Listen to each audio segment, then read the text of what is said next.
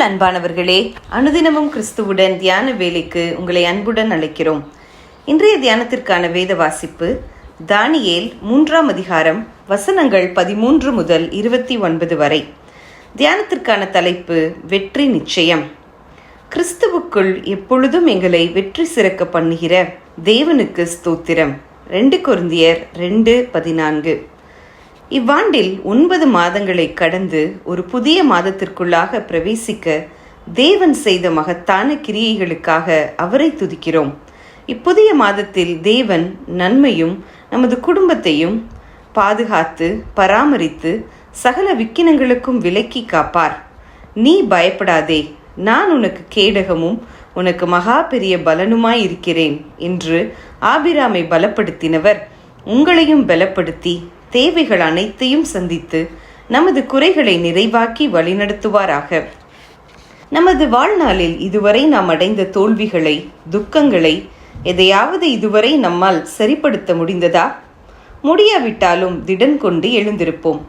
வெளி தோற்றத்திற்கு தோல்வியாக தோன்றுபவைகளில் இருந்தே கர்த்தர் பெரிய வெற்றியை தருகிறார். தேவனுடைய வார்த்தையின் அடிப்படையில் நமது தெரிந்தெடுப்புகளை செய்திருந்த போதும் தோல்வியையே நாம் சந்திப்பது போல காணப்படலாம். அந்நேரம்தான் நமது விசுவாசம் உறுதிப்படும் நேரமாகும். சத்துரு ஜெயம் பெறுவதை போலத்தான் தெரிவான். தேவனே பல வேளைகளிலும் அதை அனுமதிக்கிறார். உங்களுக்கு ஒன்று தெரியுமா? தொடக்கத்தில் சத்துரு ஜெயம் பெறுவது போல் காணப்படாவிட்டால் நாம் இவ்வளவு சிறந்த வெற்றியை அடைந்திருக்க மாட்டோம் என்றார் கௌமன் அம்மையார். 3 வாலிபர்கள் சரியான தெரிந்தெடுப்பை செய்ய வேண்டிய நிலைக்கு தள்ளப்பட்டனர். நேபுகாத்நேச்சார் செய்வித்த பொற்சிலையை வணங்குவதா இல்லையா? வணங்கினால் வாழ்வு, தவறினால் சாவு, அதிலும் அக்கினி சாவு.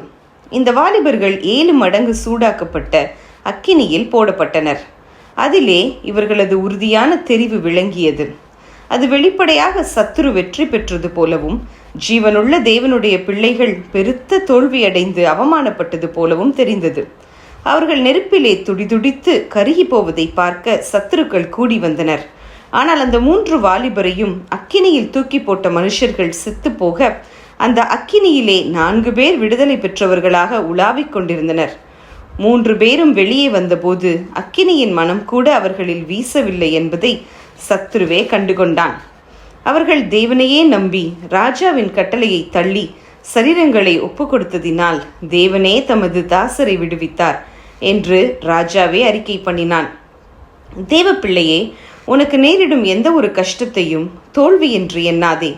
உன் எந்த கஷ்டத்திலும் தேவனையே தொழுது கொள்வதில் ஒருபோதும் பின்வாங்கி போகாதே. அவர் எல்லாவற்றிலும் உன்னை வெற்றி சிறக்க பண்ணுவார். உன் வாழ்வில் அவரது நறுமணம் வீசும். ஜெபம் செய்வோமா? அன்பின் கர்த்தாவே, புதிய மாதத்தை ஆசீர்வதித்தருளும். என் வாழ்வு தடுமாறும் சந்தர்ப்பங்களில் உம்மை விட்டு பிரியாத கிருபை வரம் தாரும். ஆமேன்.